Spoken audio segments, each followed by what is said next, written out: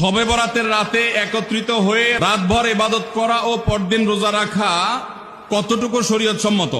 ভাইরা আমার, শবে বরাত উপলক্ষে রাতভর একত্রিত হয়ে মসজিদে ইবাদত বন্দেগী করা কোনো হাদিস দ্বারা প্রমাণিত নয়। এবং দিনের বেলা যে রোজা, এই রোজা শবে বরাত উপলক্ষে না, এটা হলো শাবান উপলক্ষে রোজা।